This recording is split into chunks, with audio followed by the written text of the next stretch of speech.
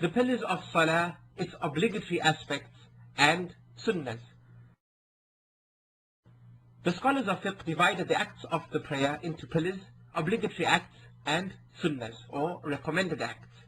The pillars of the prayer are the intention, standing in the obligatory salah when one has the ability to do so, the initiating or the first takbir, the recitation of al-Fatiha, the bowing, the rising to be fully upright after bowing, the prostration on the 7 parts of the body, the sitting between the 2 prostrations, as well as sitting for the final tashahhud, and reciting the final tashahhud or sending blessings on the Prophet, may the peace and blessings of Allah be upon him, during the final tashahhud.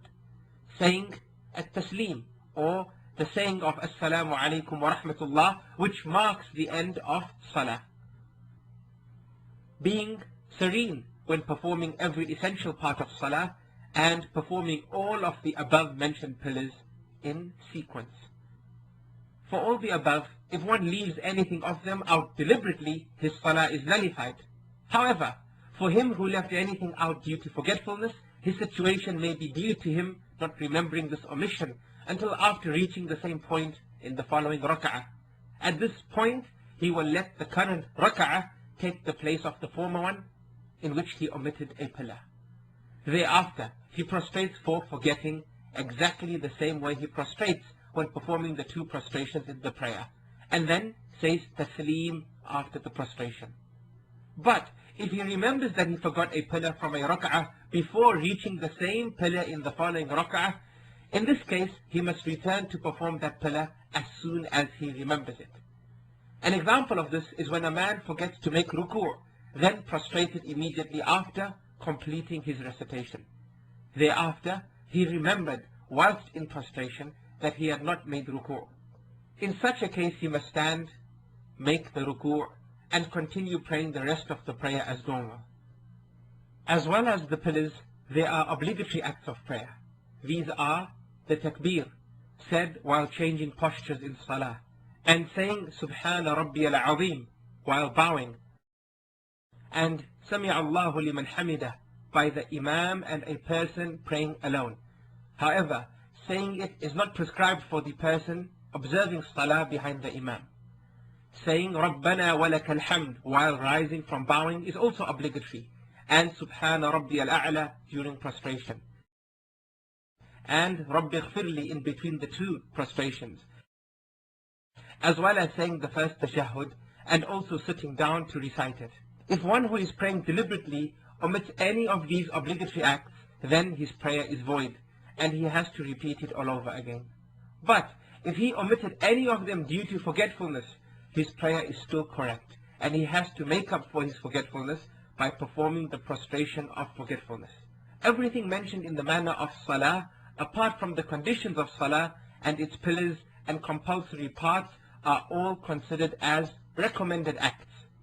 For example, al-istiftah, the invocation said silently before reciting Fatiha, and at-ta'awudh, by saying A'udhu billahi minash shaytanir rajim, and al-basmalah, by saying Bismillahir Rahmanir Rahim.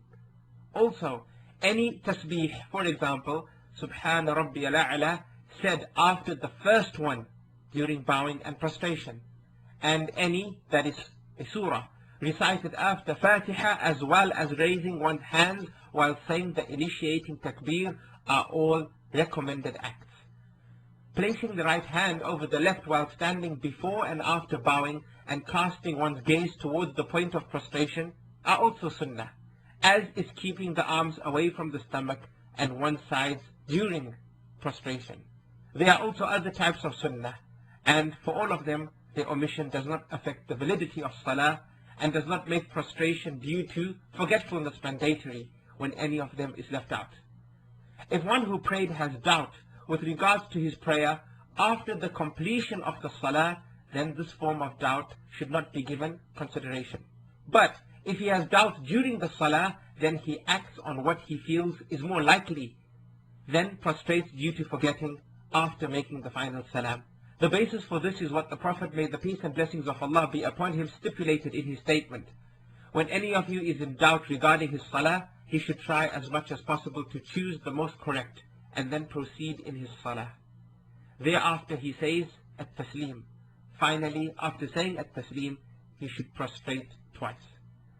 But if none of the two opinions are weightier than the other in his opinion, then he chooses the least of the two options and completes his salah from there on. Thereafter he prostrates for forgetting before saying the taslim. For example, a man praying Dhuhr prayer has doubts concerning a rak'ah, whether it was the second or third, but not one of the two was more likely in his view. In this case, he chooses the least of the two options.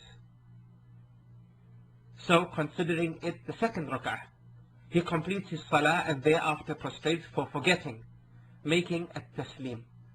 The proof of this is in the statement of the Prophet, may the peace and blessings of Allah be upon him. When any of you have a doubt in his salah and does not know how many he has prayed, whether 3 or 4, he should cast aside his doubt and complete his salah based on what he is sure about. Then he prostrates twice before saying the final salam. A person observing salah may add an extra bowing or prostration, etc. in his salah. So if he remembers while making the addition, it is compulsory for him to stop making the addition and complete his salah normally. But if the person remembers after completing the addition, he completes his salah without being concerned about anything. In both cases, he should prostrate for forgetting after saying the final salam. The proof of this is based on the hadith of Ibn Mas'ud, may Allah be pleased with him, who said, indeed the Prophet, may the peace and blessings of Allah be upon him, once observed 5 rak'ah for Dhuhr. Someone said, has the number of salah been increased? The Prophet inquired, what do you mean? He, the questioner, said, you observed 5 rak'ahs. Upon that the Prophet, peace and blessings be upon him, prostrated twice after he had said the final salam.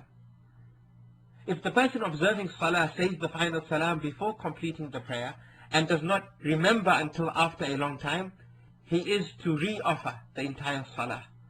However, if he remembers after a short while, for example after 2 to 3 minutes, he is just to complete his salah and then prostrate for forgetting after completing the prayer.